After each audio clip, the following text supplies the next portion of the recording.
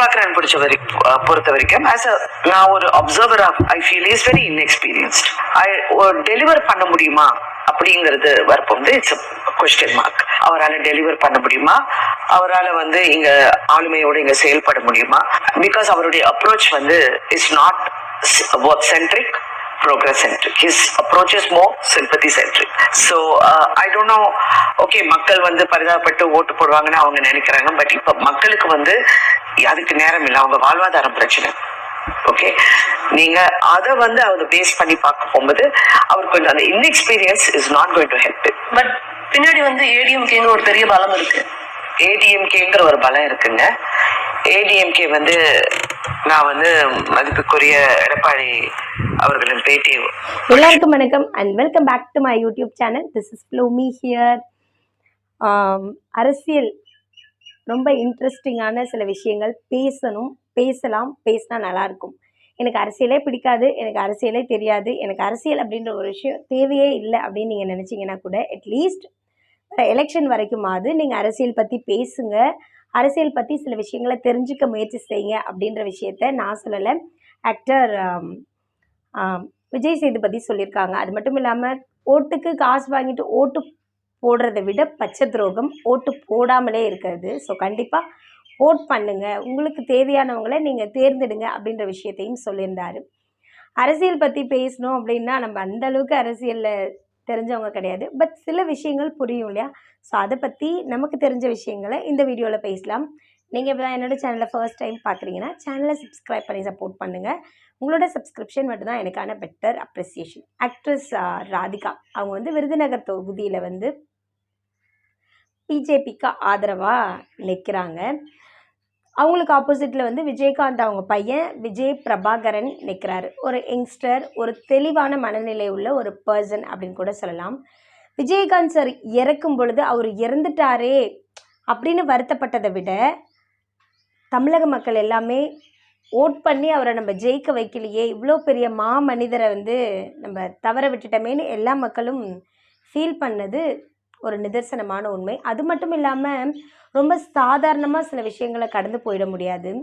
அவங்க அப்பாவுக்கு உடம்பு சரியில்லாத சூழ்நிலைகள்லேருந்து அவருக்கு தேவையான பிரச்சனைகளை எல்லாமே விஜய் பிரபாகரன் பக்கத்தில் இருந்து பார்த்துக்கிட்டாங்க. விஜயகாந்துக்கு ஒரு காதல் இருந்தது, அந்த காதல் ஆக்ட்ரஸ் ராதிகா கூட இருந்தது. ரெண்டு பேரும் மறைமுகமாக திருமணமே பண்ணிக்கலாமா அப்படின்ற நிலைமையிலே இருந்திருக்காங்க. பட் அவரோட ஃப்ரெண்ட் ராவுத்தர் என்ன பண்ணியிருக்காருன்னா, இல்லை இது மாதிரி நடக்கக்கூடாது அப்படின்னு சொல்லிட்டு பிரேமலதா அவங்களுக்கு அவசரமாக கல்யாணம் பண்ணி வச்ச மாதிரியான டாக்ஸ் எல்லாமே கூட அவர் இறந்ததுக்கப்புறம் ரொம்ப பரவலாக பேசப்பட்டது. அதை சொன்னது எல்லாருமே பக்கத்தில் இருந்து அவரோட ரொம்ப க்ளோஸ் ஃப்ரெண்ட்ஸ் தான் சொல்லிட்டு இருந்தாங்க. ஸோ இந்த மாதிரியான சூழ்நிலையில் விருதுநகர் தொகுதியில் ராதிகா அவங்களும் விஜய் பிரபாகரன் அவங்களும் நிற்கிறாங்க.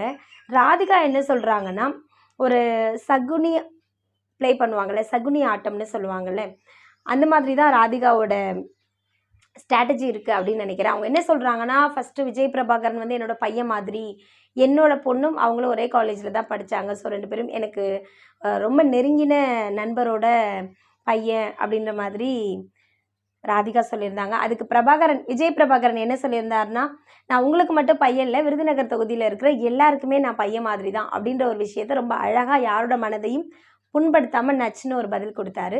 அதன் பிறகு இப்போது ராதிகா ஒரு இன்டர்வியூவில் என்ன சொல்லியிருக்காங்கன்னா, எனக்கு ஆப்போசிட்டில் நிற்கிற ரெண்டு பேர் இருக்காங்க. ஒன்று விஜய் பிரபாகரன், இன்னொரு சம்திங் கால்டு அவர் ஒருத்தர் இருக்கார். அவரு ஆல்ரெடி 10 வருஷம் அவர் விருதுநகர் தொகுதியில் ஜெயிச்சிருக்காரு, ஆனால் மக்களுக்காக எதுவுமே அவர் செய்யலை. ஸோ அவர் லிஸ்ட்லேயே இல்லை, அவரை தூக்கி தூரமாக போடுங்க. அதுக்கப்புறம் இருக்கிற விஜய் பிரபாகரன் ஒரு சைல்டிஷ், ஒரு சிம்பத்திக் மென்டாலிட்டியில் இருக்கா. அனுதாபத்தின் பேரில் நமக்கு ஓட்டு கிடச்சிரும் அப்படின்ற மனநிலைமையில தான் விஜய் பிரபாகரன் இருக்காங்க. ஸோ விஜய் பிரபாகரன் எனக்கு ஆப்போசிட்டான பர்சன்னு நான் ஒத்துக்கவே மாட்டேன். அது மட்டும் இல்லாமல் மக்கள் எல்லாம் அவங்களோட வாழ்வாதாரமாக அனுதாபமானு பார்த்தா விஜயகாந்துக்காக அனுதாபப்பட்டு ஓட்டெல்லாம் போட மாட்டாங்க. வேணும்னா தன்னோட வாழ்வாதாரத்தை காப்பாற்றிக்கிறதுக்காக அவங்களுக்கு யார் தேவையோ அவங்கள வேணால் ஓட் பண்ணி வின் பண்ண வைப்பாங்க அப்படின்ட்டு ராதிகா சொல்கிறாங்க. அதுக்கு பதில் சொல்கிற விஜய் பிரபாகரன் என்ன சொல்கிறாருன்னா, அனுதாபத்தின் பேரில் ஓட்டு வந்தால் என்ன பெருசாக தப்பு இருக்க போது, தன்னோட வாழ்நாளில் பாதி நாட்கள் விஜயகாந்த் கேப்டன் மக்கள் மக்கள் மக்கள் மக்கள் தொண்டுன்னு இப்படியே ஓடிக்கிட்டு இருந்தவர். அவரை நினச்சி அவருக்கு பாவப்பட்டு மக்கள் ஓட்டு போட்டாங்கன்னா என்ன தப்பு? இங்கே வந்து சக்ஸஸ் அப்படின்றது தான் ஒரு கோல். அந்த சக்ஸஸோட கோலை ரீச் பண்ணுறதுக்கு அது அனுதாபமாக இருக்கலாம், இல்லை வேறு ஏதாவது ஒரு விஷயமா இருக்கலாம், என்ன வேணாலும் இருக்கட்டும். சக்ஸஸை ரீச் பண்ணுறோமா அதுதான் எனக்கு முக்கியம். அது அனுதாபத்தின் பேரில் வந்தாலும் எனக்கு சந்தோஷம்தான், அனுதாபம் இல்லாமல் சுய சிந்தனையோட மக்கள் செஞ்சாலும் எனக்கு சந்தோஷம்தான். ஆனால் மக்கள் கேப்டனை இன்னொரு முறை கைவிட மாட்டாங்க அப்படின்ற ஒரு விஷயத்த நான் ரொம்ப ஸ்ட்ராங்காக நம்புகிறேன் அப்படின்ற மாதிரி விஜய் பிரபாகரன் அவங்க சொல்லியிருக்காங்க. அது மட்டும் இல்லாமல் இந்த சொத்து பட்டியல் வெளியிடுவாங்க இல்லையா, நாமினேஷன் தாக்கல் பண்ணும்போது, அப்போது வந்து திருமதி ராதிகா அவங்களுக்கு வந்து 85 கோடி சொத்து இருக்குது, அசைமசியா சொத்துக்கள்னு சொல்லியிருக்காங்க.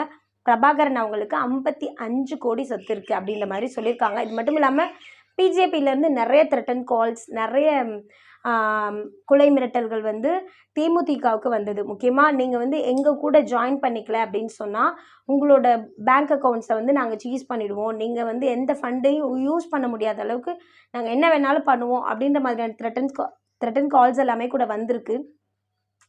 பட் பாலிடிக்ஸில் இருக்கோன்னா இது ஒரு சாதாரண விஷயம் தானே, இதை நான் ஃபேஸ் பண்ண தயாராகிட்டேன். வெற்றியோ தோல்வியோ எங்கள் அப்பா எனக்கு சொல்லிக் கொடுத்தது நேர்மையாக உழைக்கணும், ஸோ அதுக்காக நான் உழைக்கிறேன் அப்படின்ற மாதிரி சொல்லியிருக்காரு. கண்டிப்பாக விஜய் பிரபாகரன் அவங்கள விருதுநகர் தொகுதியில் இருக்கிற மக்கள் வந்து கைவிட மாட்டாங்க. ஒருவேளை அவங்க கைவிடுறாங்கன்னா அவங்க கேப்டனையே கைவிட்டதுக்கு சமம் அப்படின்ற மாதிரியான டாக்ஸுமே போயிட்டுருக்கு. உங்களோட விருப்பம் யார் வின் பண்ணால் பிடிக்கும் அப்படின்றத கண்டிப்பாக கமெண்ட்டில் சொல்லுங்கள். அதுக்கு பிறகு விஜயகாந்த் அவங்களோட 2வது பையன் சவுந்தர பாண்டியன் அவங்களுக்கு பர்த்டே செலிப்ரேஷன் நேற்று நடந்திருக்கு. ஸோ அந்த மூவியோட டீமில் உள்ளவங்க கேக்கெல்லாம் வெட்டி பெரிய மாலையெல்லாம் போட்டு ஒரு சர்ப்ரைஸ் பார்ட் மாதிரி அரேஞ்ச் பண்ணியிருக்காங்க. அவர் வந்து எல்லாருக்கும் ரொம்ப நன்றி. இனி வரும் மூவிஸ் எப்படி இருக்குன்னு எனக்கு தெரியல, பட் ஃபர்ஸ்ட் மூவி வெளியே வந்ததுக்கப்புறம் இதன் பிறகு மூவிஸில் நடிக்கலாமா என்ன அப்படின்ற ஒரு விஷயத்த நான் சொல்கிறேன் அப்படின்ற மாதிரி சொல்லியிருந்தாரு. அது கூடவே சேர்த்து நீங்கள் அரசியலுக்கு வருவீங்களா அப்படின்னு கேட்கும்போது, எங்கள் அப்பாவுக்கு 2 கண்ணு, ஒரு கண்ணு வந்து அரசியல், இன்னொரு கண்ணு வந்து சினிமா துறை. என்னோட ஒரு கண்ணை வந்து அண்ணன் பார்த்துக்கிறாங்க அரசியல்னு, இன்னொரு கண் வந்து சினிமா, அதை நான் பார்த்துக்கிறேன். நாங்கள் 2 பேரும் சக்ஸஸ் பண்ணுவோம், ஏன்னா எங்கள் அப்பாவோட ஆசீர்வாதம் எங்கள் மேலே எப்பயுமே இருக்கும் அப்படின்ற ஒரு தெளிவான மனநிலையில் உள்ள ஒரு விஷயத்தையுமே வந்து சண்முக பாண்டியன் அவங்க சொல்லியிருக்காங்க. மக்களே, நீங்கள் யார் வின் பண்ணால் நல்லாயிருக்கும் அப்படின்ற விஷயத்த கண்டிப்பாக கமெண்ட்டில் சொல்லுங்கள். Thank you and two subscribe.